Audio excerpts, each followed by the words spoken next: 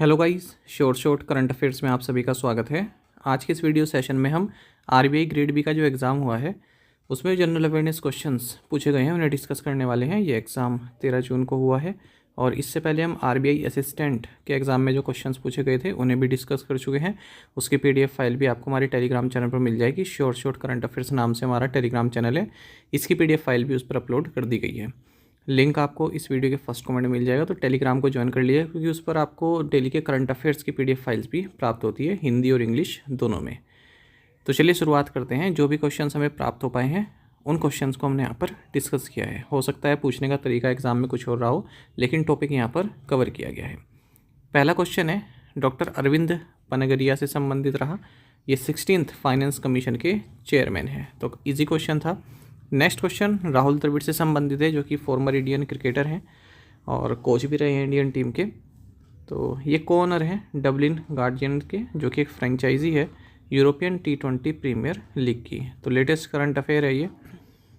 Next question हमारा 2026 का जो इंटरनेशनल बुकर प्राइज़ है इससे संबंधित है। तो इसके विनर रहे ताइवान के राइटर यांग स्वांगजी।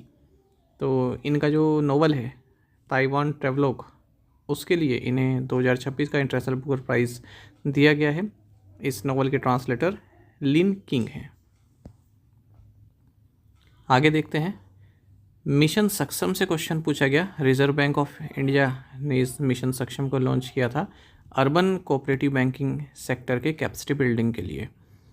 नेक्स्ट क्वेश्चन पूछा गया उत्कर्ष 2.0 से। रिजर्व बैंक ऑफ इंडिया ने ये एक medium term strategy framework launch किया है जिसका नाम है उत्कर्ष 2.0। 6 स्ट्रेटजिक पिलर्स हैं इसमें। देखते हैं, regulations, customer centricity and inclusive finance, competitive markets, effective technology, future ready organisations and global India focus. तो इन पिलर्स से क्वेश्चन पूछा गया था। नेक्स्ट हमारे पास फिर से रिजर्व बैंक ऑफ इंडिया से संबंधित है कि फॉरेन एक्सचेंज रिजर्व, जिसे हम फॉरेक्स कहते हैं, इसे आरबीआई मैनेज करता है। 4 मेन कंपोनेंट होते हैं। पहला होता है फॉरेन करेंसी एसेट्स, जो कि लार्जेस्ट कंपोनेंट है। इसमें external currencies, treasury bills, bonds, ये सभी इंक्लूड रहते हैं। दूसरा कंपोनेंट गोल्ड रिजर्व्स रहता है। तीसरा component special drawing rights SDR, और चौथा जो कंपोनेंट है वो reserve position in the IMF रहता है। नेक्स्ट क्वेश्चन RCB से पूछा गया था। इस फ्रेंचाइजी का पूरा नाम क्या है? Royal Challengers Bengaluru. इसने हाल ही में IPL टाइटल जीता है, इसलिए क्वेश्चन बनाया गया है। प्रभाव पोर्टल जब से लॉन्च हुआ है तब से लगभग सभी बैंकिंग एग्जाम में पूछा जा रहा है। एक तो इसकी फुल फॉर्म आपको पता होना चाहिए, platform for regulatory application validation and authorization. तो इस पोर्टल की ये फुल फॉर्म है। ये एक सेंट्रलाइज्ड डिजिटल प्लेटफॉर्म है। रिजर्व बैंक ऑफ इंडिया ने इसको लॉन्च किया है। कोई भी इंडिविजुअल हो, कंपनीज हो, फाइनेंशियल इंस्टीट्यूशंस हो, वो लाइसेंस के लिए, रेगुलेटरी अप्रूवल्स के लिए, क्लियरेंसेस के लिए यहाँ पर अप्लाई कर सकते हैं और ये बिल्कुल पेपरलेस प्रोसेस है। उसके बाद एक फॉर्म 16 फॉर्म 130 से पूछा गया। तो 1 अप्रैल 2026 से जो फॉर्म 16 है उसको फॉर्म 130 बना दिया गया है इनकम टैक्स रूल्स 2026 के तहत। नेक्स्ट पूछा गया IMPS से। इसकी फुल फॉर्म भी आपको पता होनी चाहिए, इमीडिएट पेमेंट सर्विस। इसको मैनेज ऑपरेट किया जाता है NPCI के द्वारा, National Payments Corporation of India. हालांकि जिसकी रेगुलेटरी और सुपरवाइजरी अथॉरिटी है वो रिजर्व बैंक ऑफ इंडिया है। मिनिमम अमाउंट पूछा गया RTGS के लिए, real time gross settlement transaction के लिए। तो ये 2 लाख रुपये है, 2 लाख रुपीज़। कोई भी अपर लिमिट इसकी RBI द्वारा सेट नहीं की गई है। तो हाई अमाउंट के लिए ये यूज़ किया जाता है RTGS। फिर पूछा गया कि satellite tagging of olive ridley turtles कहाँ शुरू हुआ? तो ये चेन्नई में शुरू हुआ। अच्छा, नेक्स्ट इंडियन पॉलिटी से पूछा गया है। इंडियन पॉलिटी से भी क्वेश्चन अब पूछे जाने लगे हैं, आपको बेसिक चीज़ें मालूम होनी चाहिए। तो राइट टू प्रॉपर्टी से संबंधित क्वेश्चन पूछा गया, जो कि कॉन्स्टिट्यूशनल एंड ह्यूमन राइट है, लेकिन ये फंडामेंटल राइट नहीं है। पहले फंडामेंटल राइट हुआ करता था, लेकिन अब नहीं है। जो 44th कॉन्स्टिट्यूशनल अमेंडमेंट था उसने इसको डिलीट कर दिया फंडामेंटल राइट्स चैप्टर से, और अब ये article 300A of the constitution के तहत आता है। नेक्स्ट बैंक ऑफ बड़ौदा से क्वेश्चन पूछा गया। इसने इंडिया का first credit line on UPI for women self help group members launch किया है। नेक्स्ट है इंडिया का फर्स्ट अंडर वाटर म्यूजियम, ये कहाँ है? तो ये वेंगुर्ला कोस्ट जो कि निवाती रोक्स सिंधुदुर्ग डिस्ट्रिक्ट महाराष्ट्र में है। नेक्स्ट पूछा गया जून 31, तो ये इंटरनेशनल डे ऑफ योगा होता है, 21 जून को हम मनाते हैं, यूनाइटेड नेशन द्वारा 2014 को ये डिक्लेयर किया गया था।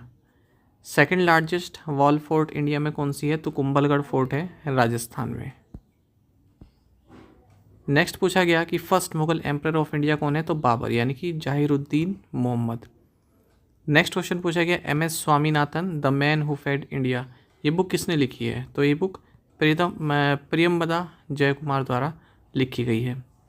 GST डे भारत में कब मनाया जाता है? तो जिस दिन GST ऑफिशियल लॉन्च किया गया था उसी दिन GST डे मनाया जाता है, तो 1 जुलाई को लॉन्च किया गया था साल 2017 में।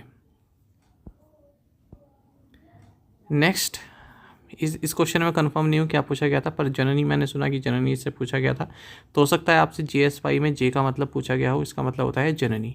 स्कीम का नाम है जननी सुरक्षा योजना। देखिए जो भी डॉटर से संबंधित या फिर महिलाओं से संबंधित स्कीम्स हैं वो आपको मालूम होनी चाहिए, ठीक है, वो एग्ज़ाम में पूछी जाती है। और साथ ही जो MSME संबंधित जैसे स्टार्टअप इंडिया ये सभी। चाबार पोर्ट से क्वेश्चन पूछा गया, एग्जैक्ट क्या पूछा गया ये मैं आपको कंफर्म नहीं कर सकता, लेकिन ये एक Iranian deep water oceanic port है गल्फ ऑफ ओमान ने, और स्टेट ऑफ हॉर्मुज के आउटसाइड में ही है। फिर वर्ल्ड प्रेस फ्रीडम इंडेक्स से संबंधित क्वेश्चन पूछा गया है, नॉर्वे की फर्स्ट रैंक रही है इसमें, ठीक है, लगातार 10वें साल ये पोजीशन को टॉप किया है। और ये इंडेक्स किसके द्वारा पब्लिश किया जाता है? रिपोर्टर्स विदाउट बॉर्डर्स के द्वारा इसको पब्लिश किया जाता है। नेक्स्ट ओपेक से क्वेश्चन पूछा गया था कि इसमें से कौन ओपेक का मेंबर नहीं है?